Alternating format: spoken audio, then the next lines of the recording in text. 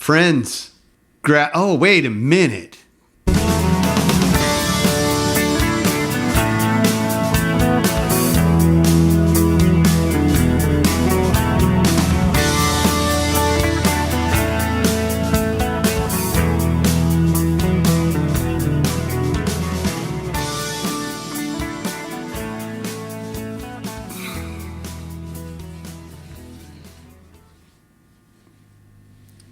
Friends, grasshoppers, this is the Formless Podcast, episode 101. What's happening this morning? Oh, trying to stay cool still, It's really getting hot up here in Redding. It kind of mellowed out this week a little bit. It was only like, one day it was like 95 degrees. Yeah. It was like actually comfortable. It wasn't terrible. Too bad, It wasn't terrible. There was... the previous week, it hit like 104, I want to say. It was hot. It got hot. Well, I think, it was 104. Yeah. I almost want to say, was it 107 at one point? I don't know. All I know is going from negative 20, negative 15 degrees, somewhere in that area, to walking through a doorway and hitting 100 degrees or 105. It's like soul crushing. It was rough, dude. But, it is rough. Yeah. And it's draining. It just it hits you and you're just like, wow. It just takes the air out of your lungs. I've got to take a nap. Yeah, it's crazy. It's crazy. On to business, though. Let's get down to it. What's new with you, Tyler? So earlier this week on Monday, I was at the military entrance processing station in Sacramento, California, and I re-enlisted in the National Guard. And so, I'm back as a soldier in the National Guard. So it's pretty cool. Huge. Yeah, that's it's awesome. huge. Yeah, that's awesome. So go ahead. I was just gonna say, but there's a little difference. Like, you're not going in at 17 this time around, so you got a little bit of, you got a little more wisdom, a little more experience. What are you going to be doing? So it's right now, it's been like about a 6-month process to get back. Yeah. Cause we started talking about this about 6 months ago. Yeah. It was about December. And I just felt like I wanted to get back in the National Guard and I've already got 10 years in the Guard, and I wanted to do another 10 years and get, the health insurance, the really good health insurance, the retirement. Yeah. And I always wanted to be an officer, start out as a lieutenant and then be a captain and then major and lieutenant colonel and then into the generals. But, and I never got to do that before. So it's been a 6-month process of getting my medical issues cleared, which I don't really have any medical issues. You had to go through and get a bunch of checks, like checkups and everything. Yes, correct. Okay. So got all that cleared out, which that was a lot of work. And then just because you have to, there's all these things on paper that are medical issues on paper that you may have had. I had a gout at one point, like two and a half years ago. I had a gout attack. Okay, and that shows up somewhere in your Army paperwork. Yeah. And they're like, oh, well, you can't do this. Yeah. So it shows up, they're like, oh, you've got gout. Well, this needs to be addressed. And so I have to go get a note from my doctor, my primary care doctor, that says, okay, that was a one-time issue. He's not being treated for gout now. And so stuff like that. I think that was about a year and a half ago I had that gout attack. But so it's stuff like that. And then got it. And then long story short, and then ended up down at MEPS. MEPS is MEPS, the Military Entrance Processing Station. Okay. And and I just really wanted to be an officer. And so I re-enlisted in the National Guard as an officer candidate. So that's my official job right now, as officer candidate. So does that mean you just basically go through their program to become an officer? Correct. Yeah. So the California National Guard, as I understand it, they have they have 2 times during the year that they have these courses to be an officer, and one starts in September, and then another one starts in February. And the cutoff age to be an officer is 42. So you have to finish your training to commission as an officer by the time you're 42. Well, I'm going to be 40 in November. So then and the class starts in September, and it's a year-long class. So like I had to like do a lot of math and be like, okay, I need to start in September. Yeah. Okay. Because by next year, this time next year, I'll be almost 41, which still has enough time. But it's a year-long course, so if I start it in September, I theoretically should graduate in a year when I'm almost 41, which is plenty enough time to commission as a lieutenant. Yeah, and so. But yeah, so that's my job. So I got my old rank back, my sergeant rank, my E5 sergeant rank. It's called a buck sergeant. Okay. So I got that back. So I'm officially now Sergeant Poke Up again. And so I'll have that rank until probably I start an OCS class. Then you get like another title. I don't know exactly what it is yet, but I'll learn, like, candidate Poke Up or something. Okay. I don't know what it is, because there's you're now something in between. You're not an officer yet, but you're going to the school to become an officer, so they have to call you something. Correct, yeah. Okay. So I don't know what it is, but officer candidate school is like, it's, I guess from what I've heard, I haven't done it yet, but it's kind of like going back to boot camp, to basic training again. And so they treat you like you're, like a private again. So really? Yeah. I mean, they got to be hard on you, right? Because you're going to be an officer, which is a leader, which is people who make the big decisions. And I would think, yeah. So I'm sure that I'm going to be with people that are from their early 20s all the way up to my age in this course, but there's going to be people that have never deployed anywhere in the Army or the military, and that's fine. They've not deployed, or people like me who have deployed twice. And so you have this whole group of people, but what they want to do is they want to make you all equal in this course, so that you're all treated the same way, like, because they want you to work as a unit together during training. So this is all things I've heard. I haven't gone through it yet. I'll start in September. That'll be interesting to hear as you go through it, though, because like you're gonna, it'll be fresh, right? It'll be fresh, yeah. So you'll come back and be like, oh yeah, I checked this out. I learned about this, about like leadership, or about a group training environment, so that'd be kind of cool. Yeah. So right on. Yeah, so for the next couple of months, I'm Sergeant Poke Up, and I'll be. I also I'm gonna have to go to 4 weeks of kind of like a refresher course in the Army. So I got to go do that at Fort Benning, Georgia. I just found out about that on Monday as well. Oh, nice. Yeah. So surprise. Yeah, it's just like a reintegration course into the Army, because I've been out for 12 years. So they're like, oh yeah. Well, we kind of want you to refresh on all these things, and so will you have to like requalify for certain things, or? Yeah, you'll have to, like, I'll have to shoot the weapon again, the M4 again, and do basic first aid and all that stuff. Okay. And so I'll have to do that, and that'll be at Fort Benning, Georgia. I think it's called officially Fort Moore now. They renamed it, but I don't know. So I'll go there and then finish that for 4 weeks, and then come back, and then I'll start OCS, Officer Candidate School. And so, wow. One of the reasons why I wanted to do this is I miss the military, and missed being a soldier, and I keep saying this to myself, being a full-time civilian just isn't working out for me. I need to be in like a soldiering capacity at some capacity, and plus the health insurance and the retirement. Well, yeah, all of that's a bonus. And the bonus, yeah. And then having, and I always wanted to be an officer. I always wanted to be an officer. And then to be an officer, you have to have a 4-year degree. So like a BA or a BS from an accredited college. And you have that. And I have that. And so I just always wanted to be an officer. And I just felt like I was supposed to be an officer, and hopefully I passed the course.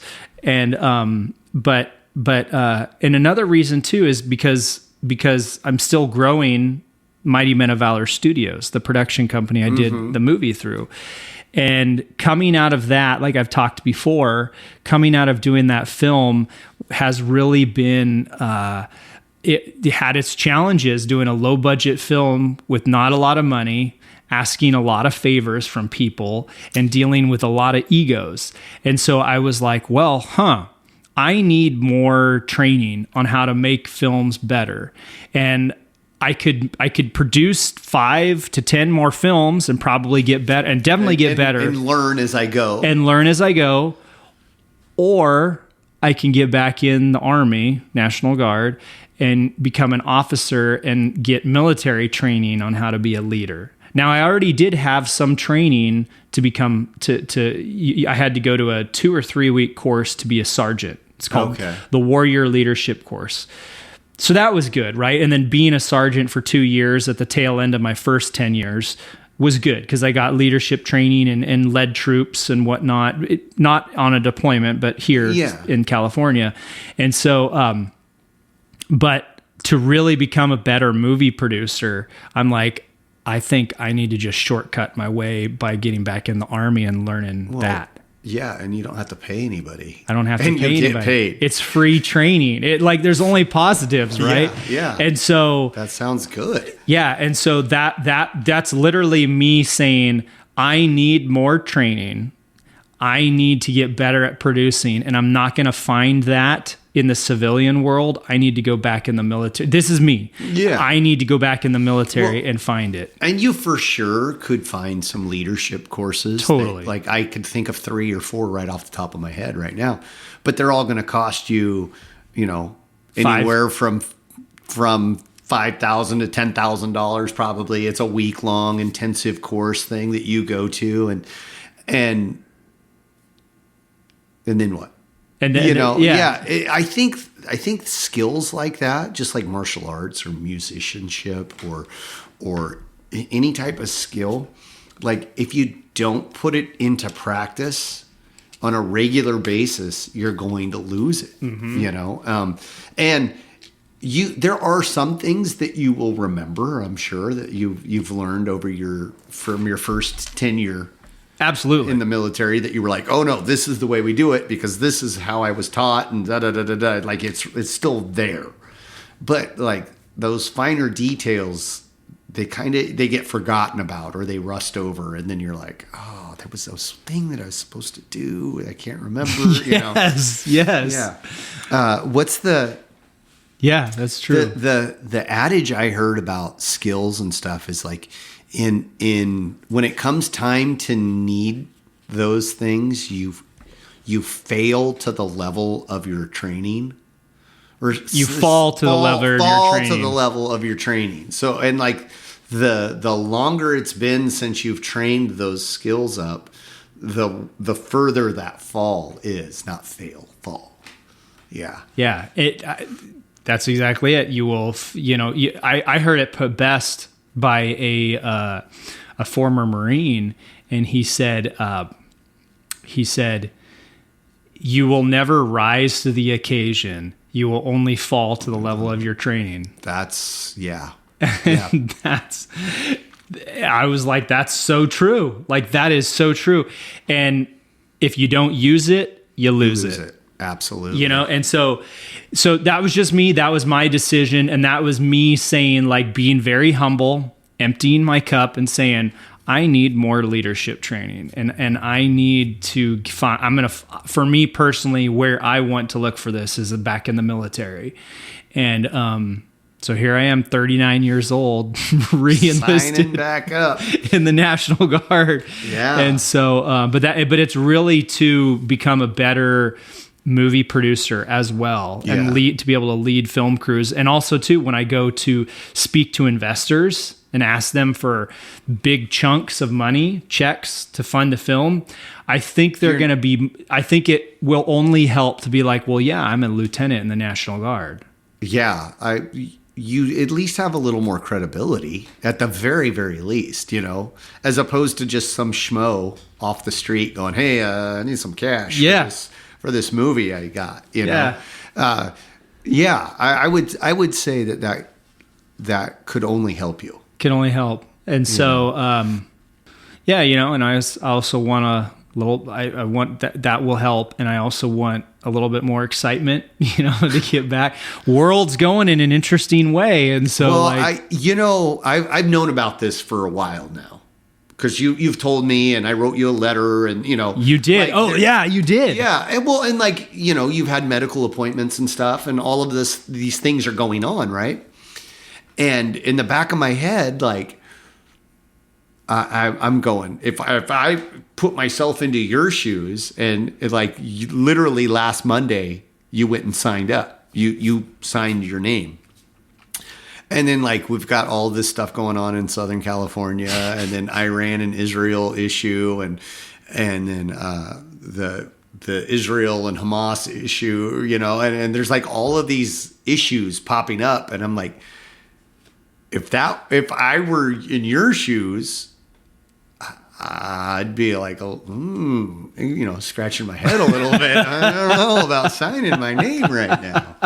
But, more power to you, more kudos to you, because once again, you're just proving my point that you are a superhuman. So, well, thank you. Yeah. Kudos to you. I'm incredibly proud to know you and to be your friend. And that is awesome. So, and like you said, which it needs to be mentioned, you did write a recommendation letter for me to get back in. And I came to you and I was like, hey, being a black belt karate instructor and being good friends and being on the podcast, I need you to write me a letter if you want. Yeah. And that was totally fine. I had no qualms about that. There's a couple other people I know that I'd be like, I don't know if I want to recommend you. I'm kidding, but and I had, and it was really helppful that you did pay me, $500 or whatever. So it was cool. No, I had you wrote a letter, and then Joe wrote the letter, Sensei Llewellyn. And so you didn't have any others? I did. I had my friend Ed, who I did both my tours overseas with, which I would think that would be, you would want, because I haven't had any military experience. So, but I would think that you would want somebody, it could only help you to have somebody else that has been in the military write you a letter from their experiences with you, as opposed to just some schmo. Yeah, right. Me. Well, no, you're not I am a schmo. No. To the United States Army, I'm a schmo. I haven't served. I don't have any kind of credibility with them. So being a karate instructor, you do. Yeah, maybe they might go, okay, that's interesting. But having somebody that has military experience, that served with you and has a history with you, has got to have a little more weight to it. I definitely believe it does. Yeah. It does have weight. And Joe, his high rank of being a first sergeant, and having 30 plus years, right? 37 years, in the military. They're like, okay, this guy made it through 37 years in the military. He didn't get dishonorably discharged. He didn't do anything stupid. He didn't get arrested. Okay, this is a recommendation that we'll actually pay attention to, right? You know what I mean? Well, yes. Yeah, I do. And at the same time, I wanted a breadth, a wide gamut, whatever you want to say, of letters. So I've got Ed, my friend Ed, that I did both my tours overseas with. And then Joe, who I did Kosovo. We served together in Kosovo. And then you, total civilian side. Yeah. So and I didn't want just all military guys. I wanted a broad. Yeah. Run the gamut with it. And so, so that was pretty cool, and to have all those letters. So, and I know all of them helped, and absolutely. And having you being saying in the letter, hey, I'm a karate instructor. I tested for my black belt with Tyler, and we also do a podcast together. That's weight behind it. Yes, thank you very much. I wasn't trying to minimize what I said. I just was if I'm in the military and I'm reading these letters, the first one I'm going to look at it that has weight to me is the military one. And then I would probably look at the other ones and go, okay, yeah, I'll look at this schmo, but yeah, no, it's really cool. It's really cool. And, I'm, like I said, I'm pretty proud of you. That's awesome. Thank you. And I definitely contribute, martial arts for the last 6 months of me trying to get back in the National Guard. And every roadblock that I came across with, and there were a lot of roadblocks of, and if I can say, some of them were petty stuff, but that's like, it's like, how bad do I want this? How bad do I want this? And just like definitely martial arts contributed to me getting around those roadblocks and just like not taking no for an answer. Like if I wouldn't have done martial arts up to this point in my life and then tried to get back in the Guard, I'm sure I would have done something similar to what I've done. And I'm sure, but martial arts definitely contributed to like, oh, how do I get around this obstacle? Yeah, okay. Yeah. How do I get around this problem? And the problems weren't maybe as big as they would have been had you not been. Like they would have been harder to deal with.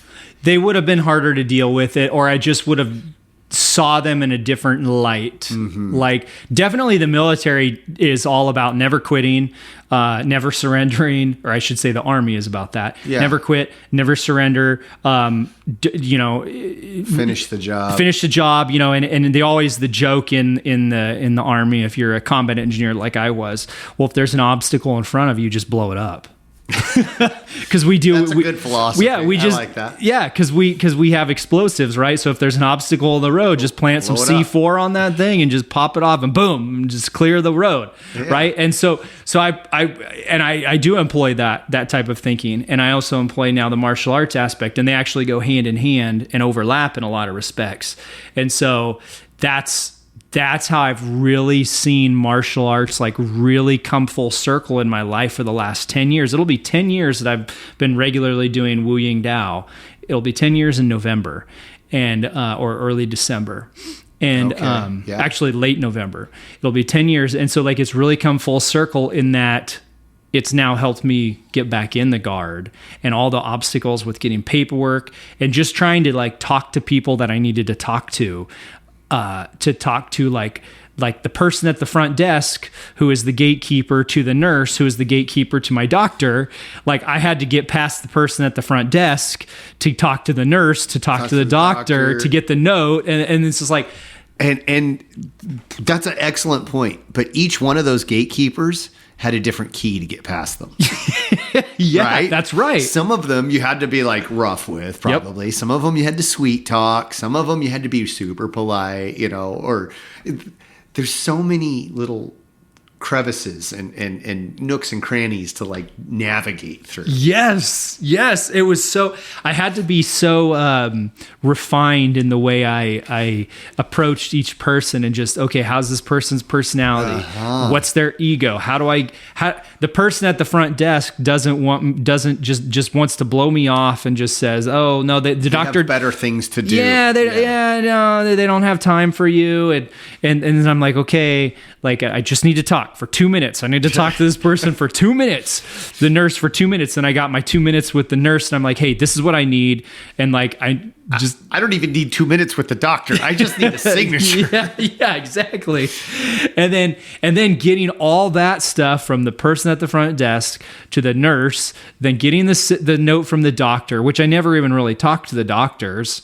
Because I only see him like twice a year. These are the doctors at the VA. And the doctor I have is fantastic, by the way. But then the doctor writes the note. We submit the note up to the Army National Guard Bureau, and it gets rejected. So now I've got to go back to that front desk person. The same routine to get the nurse to convince the doctor. So I'm having to convince the doctor through the nurse and say, like, I just need this. Like, I just need this letter saying you're not treating me for gout. Like, and my recruiter is telling me, hey, you need, like, tell your doctor he needs to write this. And I'm like, well, you can't exactly go to a doctor and tell them what to write. what you want them to write. Yeah. Hey, I need you to write me a letter of recommendation, and it needs to say these things. Like, So I had to finesse it, and through the nurse to get who's the nurse. They were all fantastic, by the way. The nurse was great. Shout out to Tara. She was great. And so, but to get the nurse, I had to convince her and how to say it and how to present it to the doctor from her in a way that wouldn't upset anybody's egos. Yeah. So martial arts really has taught me, it's just really been invaluable in just like seeing obstacles and, okay, can I go under it? Can I go around it? Can I go over it? Yeah. Do I just got to clear that out of the way and then hit, how do I... Yeah. When do I crash and when do I flow? So... Yeah. Anyways, That's I'll keep you updated on all that. Oh man, that is so cool. So that's... I'd heard bits and pieces of that, but that's the first time I kind of heard all of the rigmarole that you had to go through multiple times. I'm hearing it as it's going on, so I'm getting it piecemeal. So that's the first time I heard it all together. You know what I'm saying? I do. So that was where I was like, oh, yeah, that's good stuff. On top of the recruiter, he initially, this is a joke between him and I now, I kind of rub it in his face. No, but he didn't want to take me on. He's like, you've got all these medical issues, and he's like, you're getting older, and he's like, he just didn't want to take me on. Wow. Not only did he not want to take me on, his boss told him not to take me on. Really? And so I had to convince the recruiter to take me on to just give me a chance, because recruiters aren't required to take people on. They want the 18-year-old, the 20-year-old that's no medical issues, that's young. Yeah. You're not fitting the ideal candidate. No. And that probably doesn't come along every day too. Nope.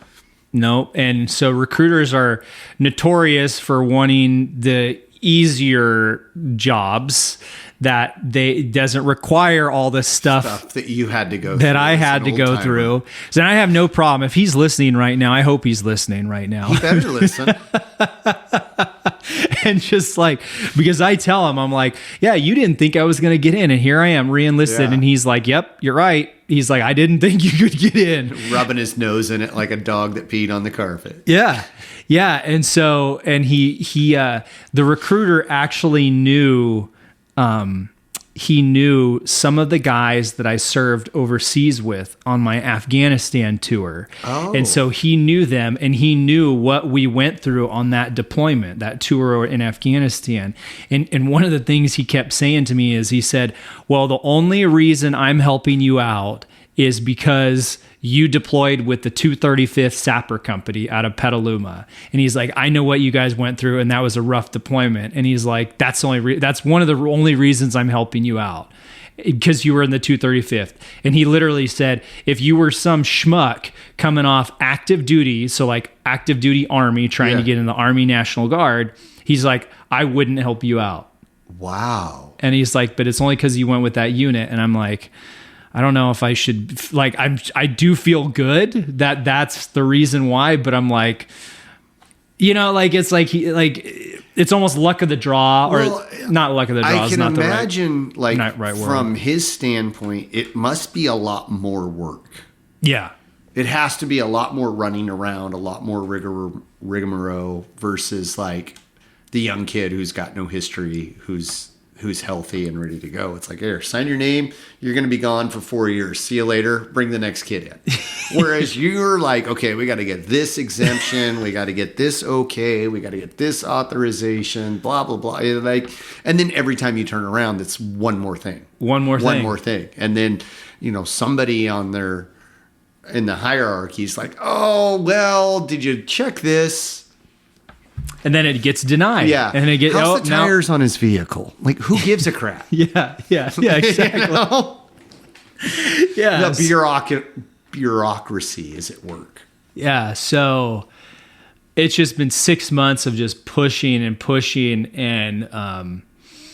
And at one point I got discouraged because I'd got all my letters from my doctors and specialists clearing me. Everyone said they were cleared, and we submitted them. And then some of the things came back still rejected. So some of the things we submitted for got the A-OK, and some of the things were like, no, that's not good yet. We need more stuff. And so I got really discouraged, and he could even see that I got discouraged. And one day, and that was the shift. That was the time his attitude shifted. It was about halfway through this process. And he's committed at this point. He's committed. Yeah. And he even said, I'm committed. He's like, you're motivating me. He's like, I didn't think you'd get this far, like, to be honest. And he's like, we're here at this point. And he's like, don't give up. He's like, I'm committed. You're committed. And so he started motivating me because I started losing, like, I was just like, how much more of this do I have to go through? And then he started picking up the slack. Very cool. Because at a certain point through your story, I'm like, where's this guy at? Maybe we need to go talk to him. But, let's go talk to him. Yeah. I kid. But anyway, so what a cool story. I'll keep you updated and keep everyone updated on that. Yeah. So there'll be some more changes coming to the podcast. Then at least one weekend a month, you're going to be out of town. Training, doing National Guard stuff. Which is cool. We'll manage. We'll figure it out. Have to bring in Sensei Joe. Oh yeah, we'll figure something out. Maybe I'll just do a rant for 30 minutes solo. Ooh, that could be good. I'll have to listen to that. No, bring in Super Tom. Yeah, oh geez, yeah. Which was a lot of fun last week. Having him pop his little head in, read the screen, freak out over comments. Well, and we also talked on the podcast last week about me playing guitar, which scared the bejesus out of me. Wait. Let's hear. So we talked about. About it, and we've actually been talking about it for a while now. Guitar is something I did. I started like 13 or 14 years old. Wow. And so like 30 years. Yeah, 30 some odd years. Yeah. I kind of put it away when Tom was right around 2. I have a video of me playing to him somewhere on my phone. He's still in diapers and not quite talking yet. So he wasn't 2. He was probably maybe 10 months old. 11 months old, somewhere around there. And I'm just like noodling around and he's kind of dancing. And then I kind of put it away after that. And I hadn't picked up a guitar probably at all. And I used to play every single day. It was like almost like religiously played every day. So I wouldn't say that I was any good, and I'm not any better. In fact, I'm excited. I don't think I've ever heard you play. Have you? No, because you haven't played in 8 years. You said at least 8 years, probably more. Yeah. So anyway, so then begged the question, what was I gonna play? So that was really because first of all, let me explain something to you. This is an acoustic guitar. It's just a cheapo $50 Chinese guitar. I know nothing about musical instruments, so this is all new to me. So you have strings. They're on tension. They're steel. What does on tension mean? Like they're taut? They're taut. Okay. They're taut. Between the bottom and the top? Yeah. This is the bridge. This is the neck. Okay. And these are the tuning pegs, and they're pulled tight. Okay. And different tensions to be in tune, and it's fairly in tune.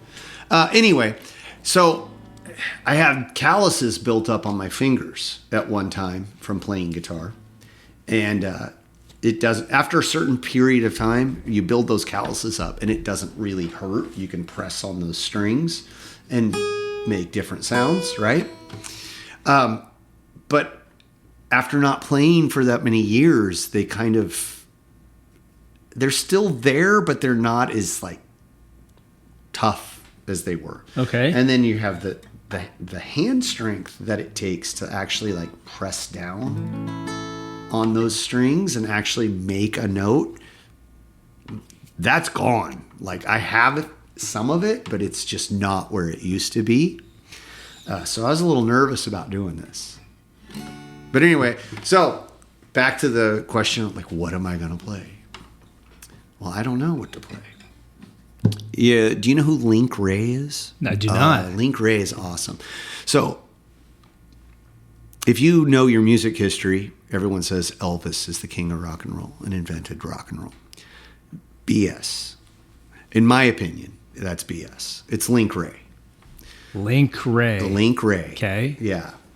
So he wrote this song called Rumble, and it was banned, I guess, by radio stations because it would incite riots. Just remember that for right now, because you're going to hear this and you're going to go, that incited a riot. It didn't. They feared it would. But it's so silly. All right, here we go. Oh, wait a minute. Let me try one more time. Sorry.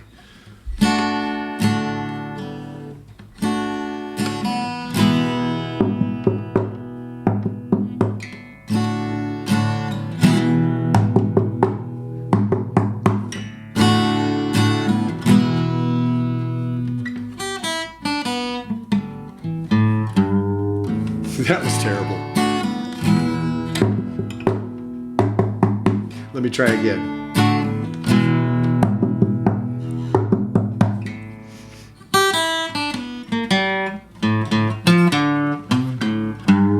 Jeez, I'm crow. Anyway, that's Link Ray. No, that was good. There's one more part here.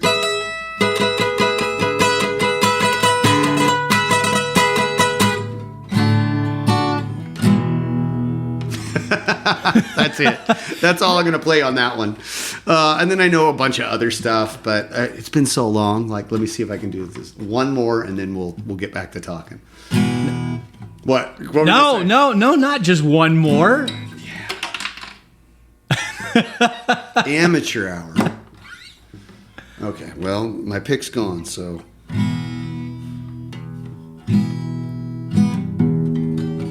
No, I'm not going to be able to do it. So you need the pick. Yeah, because like I said, I'm an amateur. I use this 14-year-old me right now. 14-year-old me would just be so very, very upset. What aren't you going to keep playing? Well, yeah, maybe, but I was so into this. Okay, all right. I don't know anything about instruments, so like I'm literally soaking this up right now. Mm-hmm. My closest thing to playing instrument, well, I did play some piano in I took a piano class in college at Shasta College, a 2-year college. Okay. And just cuz or just for fun to learn it, and I would like to do it again, but I forgot everything. I just remember like center C, or what is it called? It's so funny. Middle C. Middle C. It's so funny how much stuff you can forget. Oh, you almost had it. I almost had it. And then Guitar Hero, right? Guitar Hero. Guitar Hero. On the Wii, right? So like, I had one of those. Guitar Hero and guitar, though, are like, it's like fast food and a nice dinner. Yeah. Like, they're both food, but you shouldn't eat fast food all the time. Yeah. Guitar Hero is just, to me, it's not even. It's a video game. It's a video game. Oh, you dog turd. Okay. Let me just try it without that. So I'll just do it with my fingers here. All right.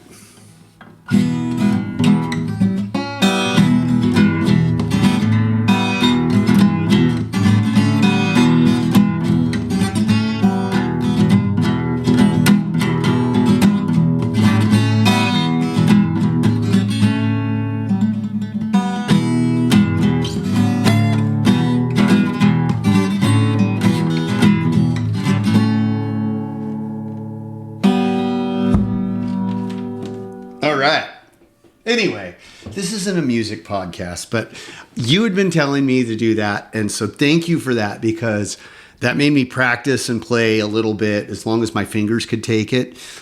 So I kind of got back into playing again and broke out some of my old guitars and some of my stuff and been fiddling around again. So maybe in a couple weeks or so, I'll break it out again and actually play a whole song all the way through. So Tom has never really heard you play then? Not since, recently he's heard me play and fiddle around for a couple of minutes here and there. Since This last week? Okay. Yeah, since last Saturday. But yeah, that was something I used to do like every day. I'd come home from work and play guitar for like anywhere from 20 minutes to an hour, just depending on what we were doing that day. And then when I was in school, like still in high school, middle school, I played every single day.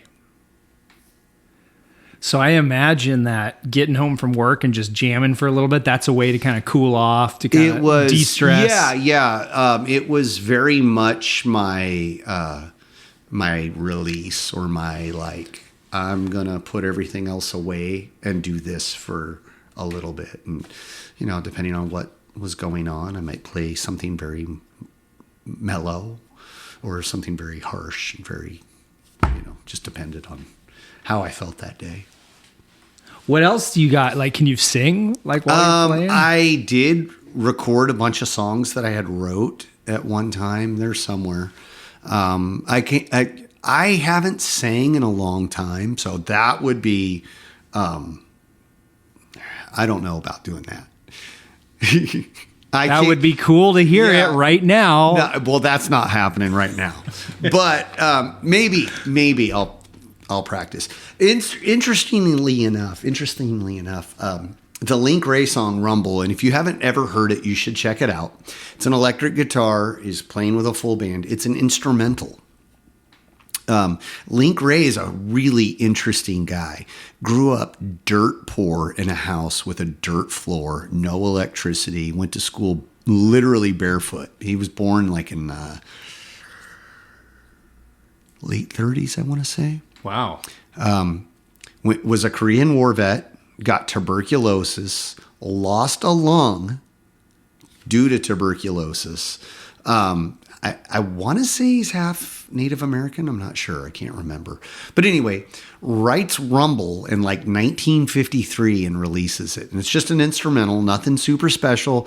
Has tremolo on it. It's a sound effect that makes it kind of warble, the sound.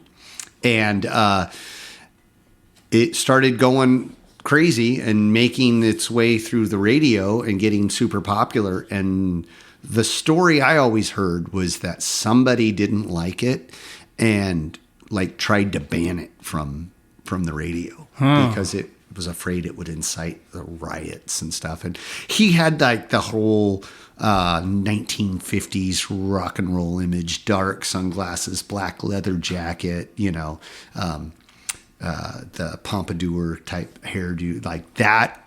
When you think of like the 50s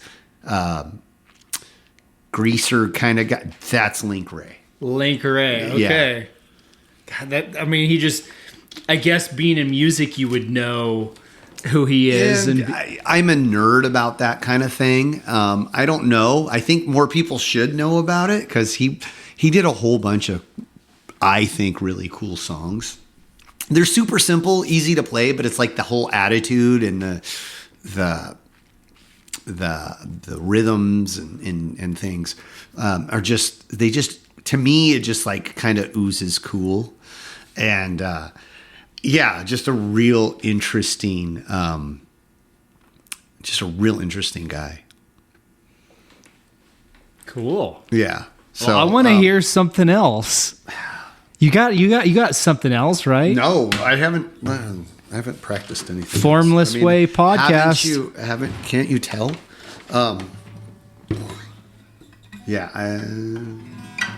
No form way. Yeah, you're Formless Way. We're gonna no spar. pick. We're gonna spar later. Oh man. Okay, I'll just do a scale real quick.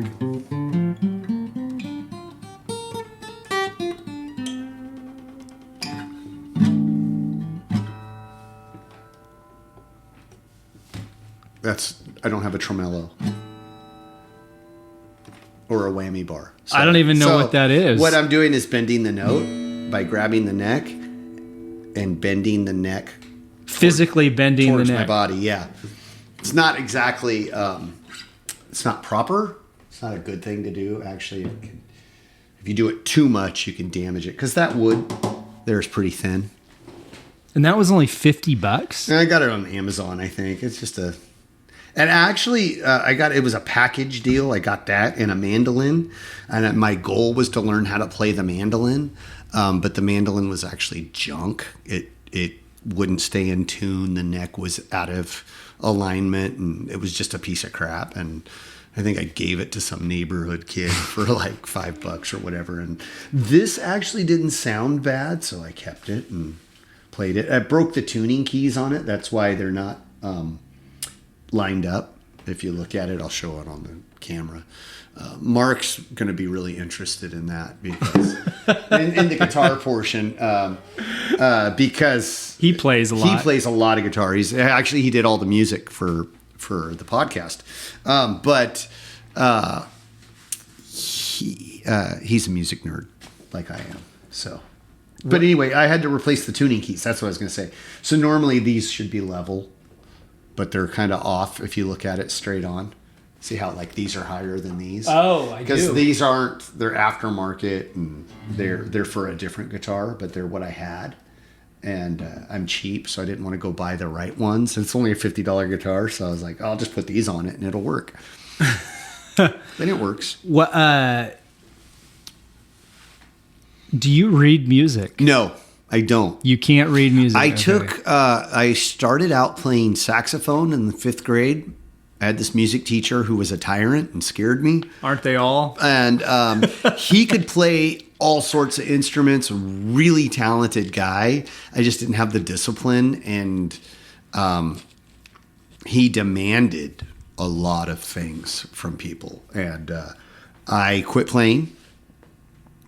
And...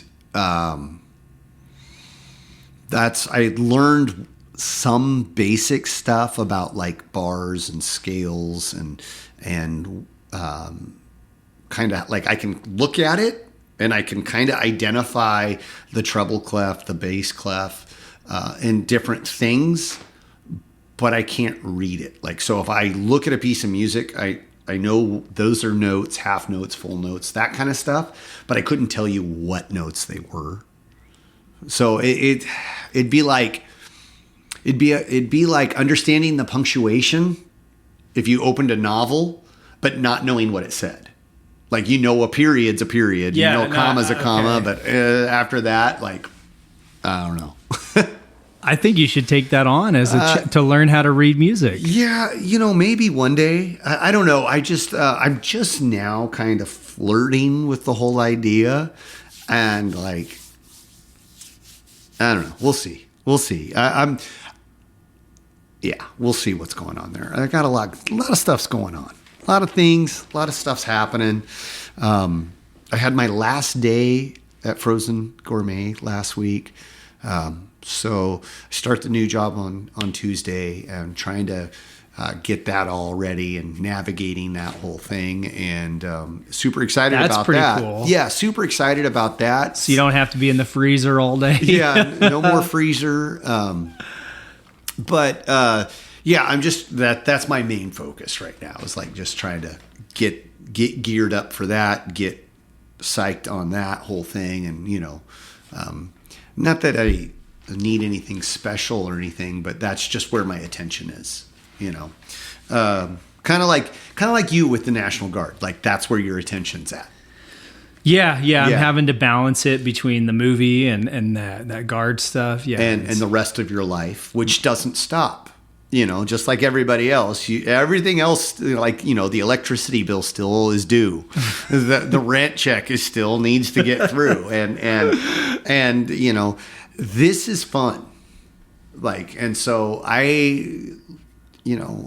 Just like everybody else, like I've got bills to pay and food to make for the fam. And all of these things don't stop just because I want to go have fun.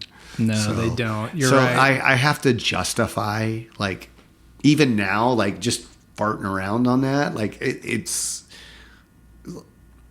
like this to me is like this is work. We're trying to get work done, and like so the mind shift of like, what are you doing? You should be working, not playing. This is playing. That's why they call it playing an instrument. You know, it's why you play sports. Oh, okay. So like my whole like, this is work. We're working. I'm not playing right now. You know what I mean? Like, I don't know. I'm a nut job. So, anywho, that was cool to hear that. Well, thank you. I appreciate it. And actually, it's due to you telling me to get on that and play. So thank you for that. One more thing I need to thank you for. That's just so fascinating. That's something I would like to pick up and play as a guitar. You know, it's a because you can take it anywhere with you. You can take it anywhere with you. It's not like a piano. It's definitely not like a piano, but it's transferable. Like the music that you write for a guitar, it's not the same, but if you were to write out music, you could literally, technically, take that same piece of music and transfer it to different instruments. And like, it's the same notes, it's the same scale, it's the same, the way you would write music out for a guitar is the same way you'd write music out for a piano or saxophone or whatever. It's the same, you know, it's like the all of that stuff is the same. You may have to change some things because like the guitar is written out is a certain key, and the piano is a certain key, and the trumpet's a certain key. So you may have to change some of the notes, but you could technically play, like if I wrote out a piece of music, if I knew how to write out a piece of music, if I knew how to write out a piece of music on the guitar, you could technically take that same piece of music and like play it on a different instrument. It might not sound good, but you could do it. Technically, yeah. Yeah. Huh. So, anywho, that's enough. I don't know. That's a whole world I do not even know is music. You know, I just don't even know it. Just like anything else, like so many people put music on. Like when I was growing up, if you turned the car on, it was music. There was music playing because we always had the radio just stayed on. You know, so I grew up listening to music, and I don't know what it is now. Like I don't listen to near as much music as I used to. I still listen to some, but I would listen to way more music than like I watched TV. I always had music playing, and now not so much.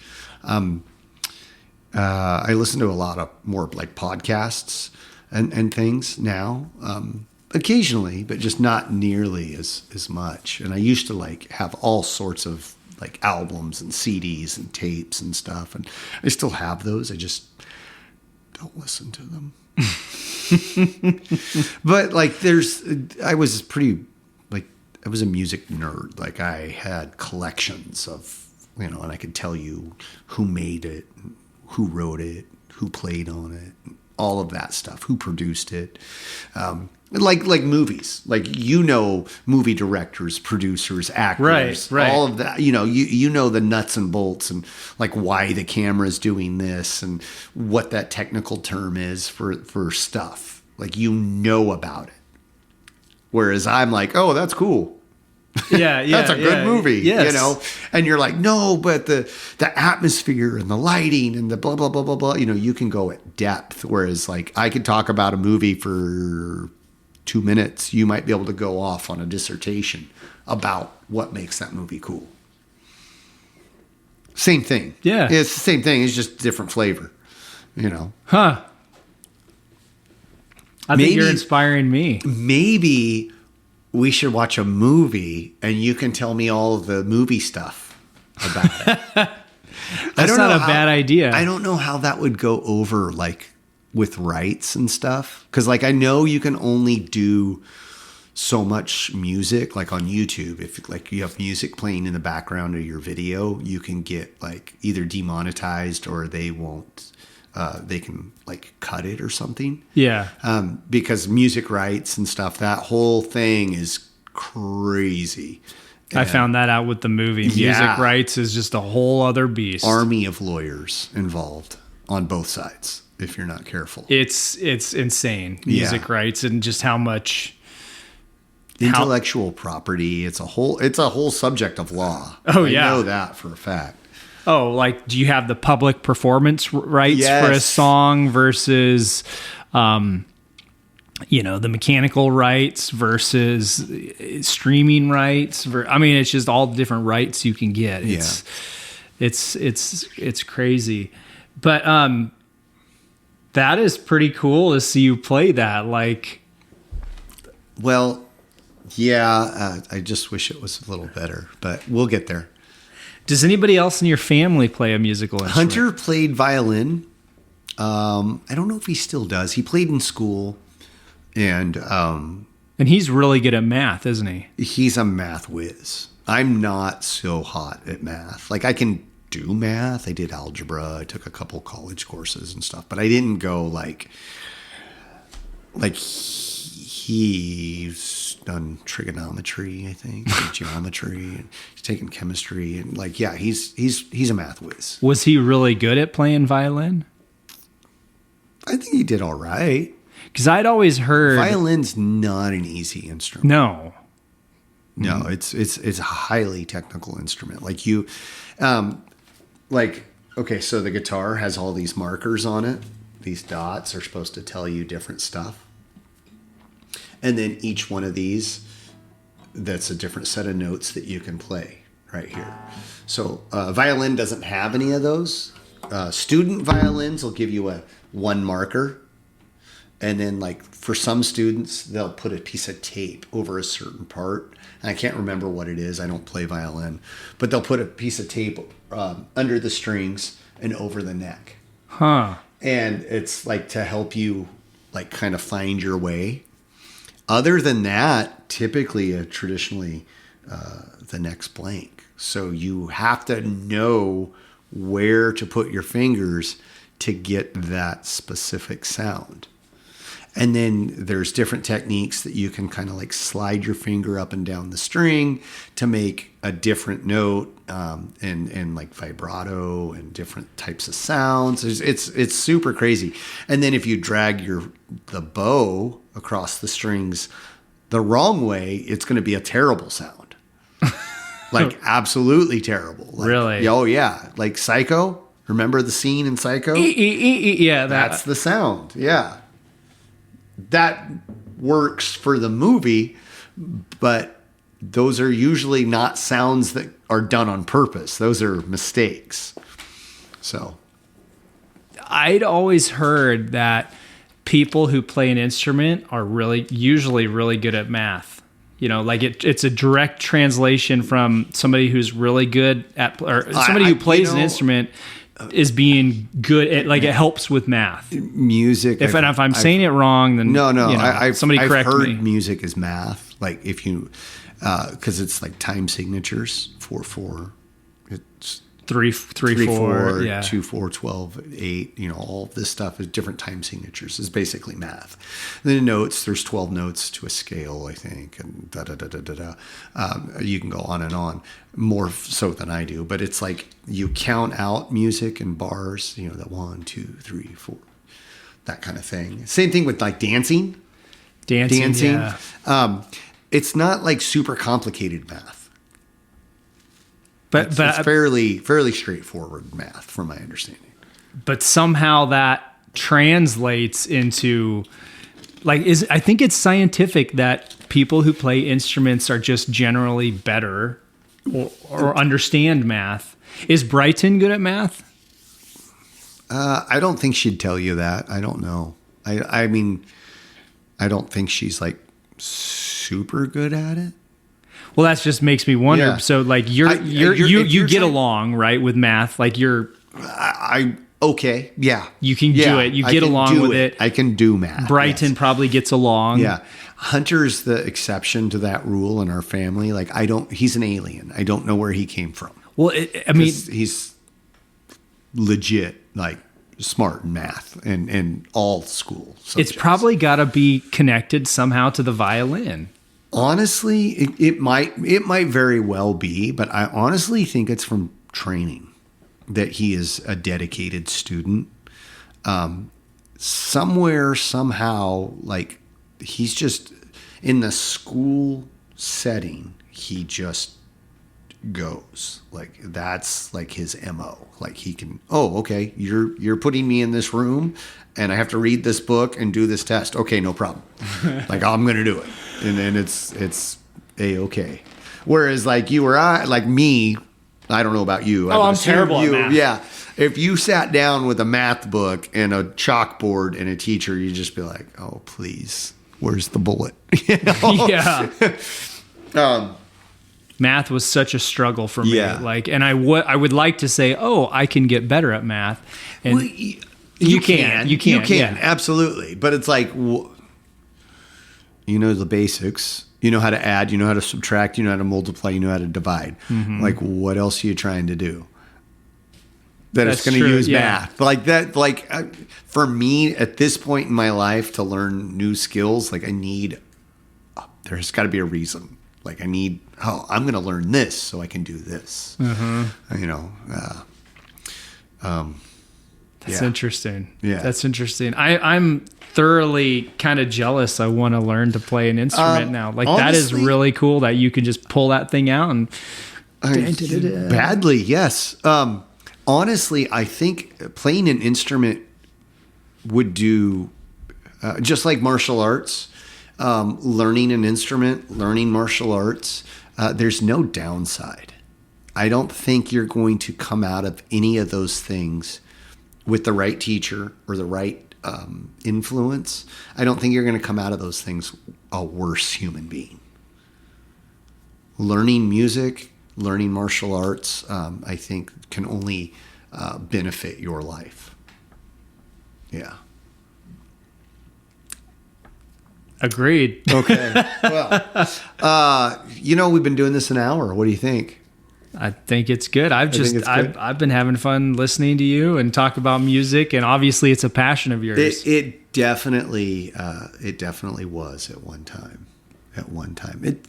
It's been rekindled. I don't know if I'm going to dive headfirst into it like I once was.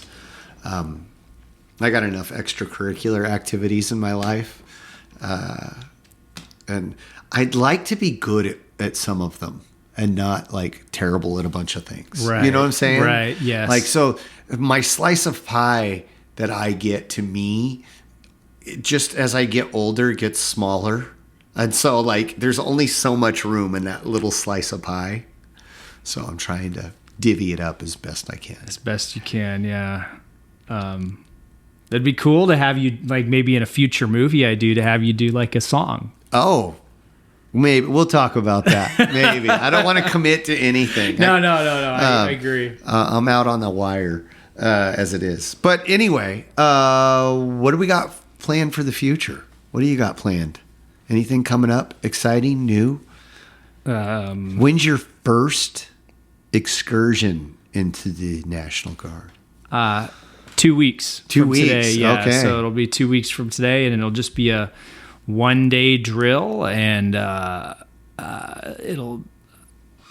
so I don't think it'll be too heavy. It'll be a easy drill, and I'll be thrown in with a lot of the newer recruits that either haven't shipped off to basic training yet, or who have done basic training but haven't done their specific job training. Okay. And so I think I'll be thrown in. I've been thrown in with them. I've gone to 2 other drills with them before I was actually in the Guard, or back in the Guard. I went to 2 drills and did PT with them and whatnot. Okay. So this one, definitely, I'll be thrown back in with them. Yeah, got to go through the strainer there. And it'll just be simple out stuff to different groups. Are you going to be a sapper again, or an engineer? Excuse me. So I was never officially a sapper. Never You went were to just sapper school. attached to them. Well, I was in a sapper company, but I Okay. wasn't Because you were a combat engineer. combat engineer. And sappers are highly trained combat engineers. You got to go to I think it's a 4-week school for sapper school. But I was just a combat engineer. Just a combat engineer. I was a combat engineer, and that was whatever. So my job officially now is I'm an officer candidate. So I got to go to officer candidate school. Once I finish officer candidate school, then I'll pick an officer branch that I want to go into, like whether it's infantry, military police, field artillery, transportation, quartermaster, engineering. So none of that has been written down yet. Like you haven't defined any of that yet. No, you I guess towards the end of officer candidate school, you pick your branches, where you want to go into.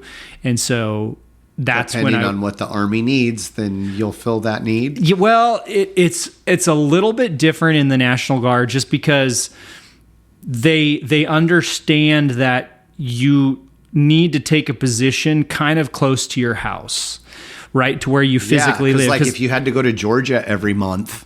Well, that'd be the Georgia National Guard. Yeah, but okay, just for sake of Southern argument. California. Okay, San Diego. San Diego, which is what? 700 miles away? Yeah, 600 miles away? 9 or 10 hour drive from here. Yeah, if you had to do that once a month, A, could you afford it?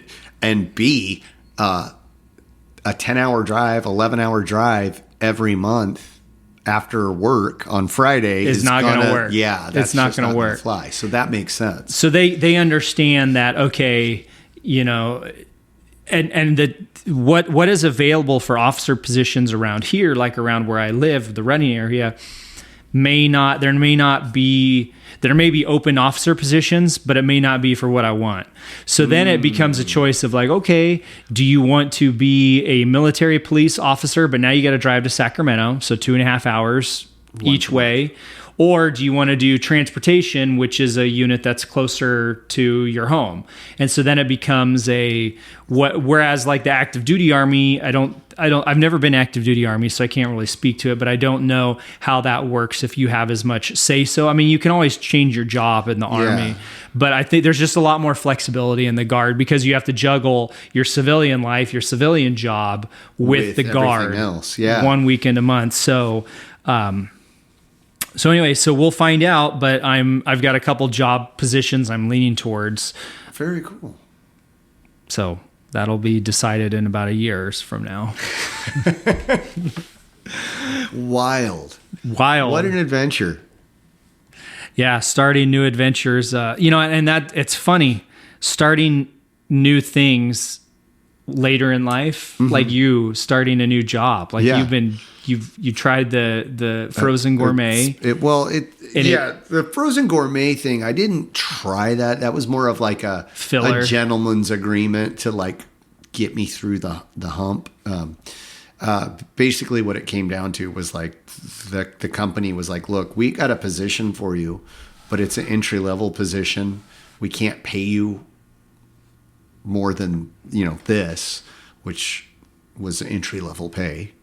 But at the time I was well, I got to pay rent and feed kids. So I'll take it. Understand that I'm going to take this job, work these hours, and then look for other employment that'll pay me more so I can continue to feed kids and pay a mortgage. So, they were yeah, that's fine. We understand as long as you're here and do this until you can't anymore. And that's so cool that you told them up front. You said, I will take this, but under the understanding I'm looking for a higher paying. And when I went there, I was hey, can you, I can do X, Y, Z, ABC, all of this stuff. Do you need anything in one of those categories? And they're yeah, no. It'd be great to have you if we needed something for that position, but all of that, we're good. What we do need is this right here. And I was okay, well, yeah, I'm hungry, so I'll take it. I got bills to pay. And my kids don't care what I do as long as they can eat. Which that's not their concern. That's Yeah. not their job, you know. So that was what my focus was there. So I had to take care of that stuff. Priorities. So, priorities. Yeah. Yeah. So anywho, we're upward and onward. Press on. It's just funny, you know, starting new adventures later Yeah. in life. Yeah. I got a friend of mine. He's a good friend. I've been friends with him since I was in kindergarten, and he's in the sheriff's academy right now back in Illinois. Oh wow. He's going through the I don't know law enforcement like I do military as well, Yeah. but he's going through the academy to be a corrections officer. And I guess in that county, which is the county around Chicago, it's I'm blanking on it right now. I want to say it's Cook County, but Cook County or whatever that county is, they deputize their corrections officers. And so he's going through the academy once, and he's got 3 weeks left, and he'll graduate and then be a correctional officer to work in the Jails and jails. prisons. And he'll be and he just turned 40 Oh wow. last month, and so Okay. he's in it. And so it's just funny how a lot of us later in life, we're kind of starting over in a lot of respects, you know, like, I mean, you've got a new job that you're, Yeah. That's kind of like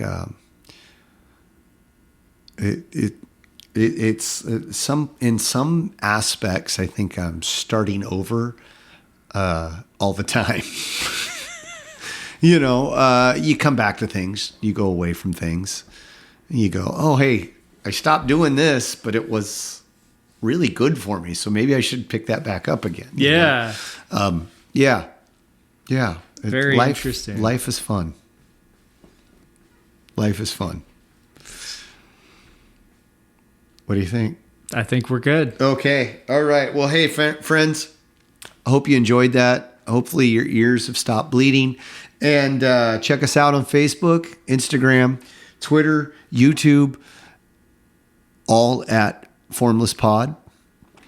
Our email address is formlesspod@gmail.com. Until next time,